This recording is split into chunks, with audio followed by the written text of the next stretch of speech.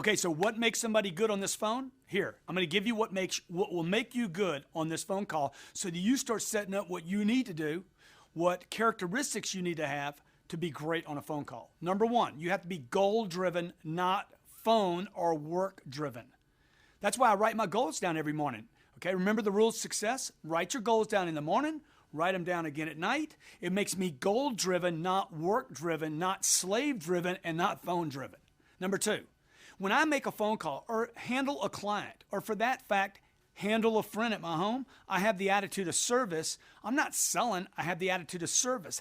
Pour on the service. In this phone call, I want to think in terms of service, not just selling, knowing that my purpose is what?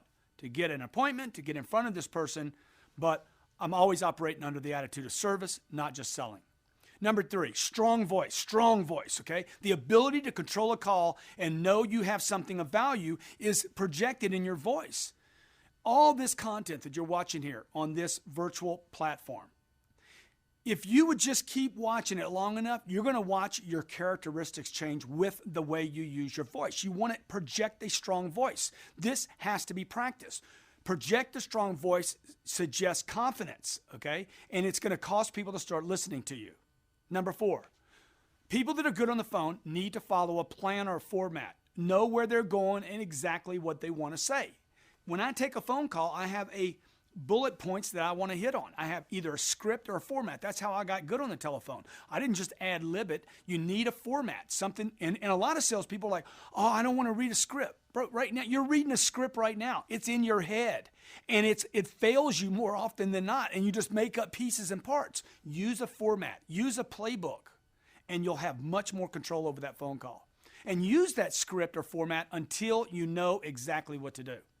Number five, a commitment to the phone as a way of doing business. Not as a distraction or work, but a commitment as to a way to do business. I look at this and this is my buddy, my friend. It's not something I'm scared of.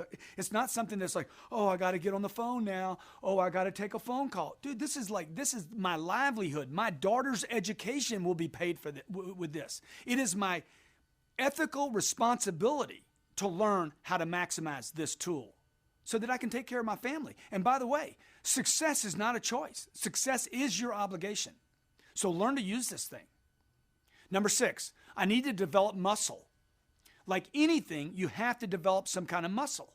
If I start walking or swimming or going to the gym every day or doing Pilates or yoga, look, it's gonna work muscle I don't have. With this phone, same thing. You need to develop muscle with this phone so that you have, strength when you're using it.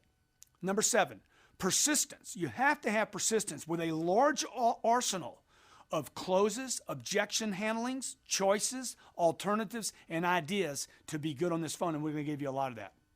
Number eight, look, if you don't leave messages, you're killing yourself. This is the simplest tool I could give you.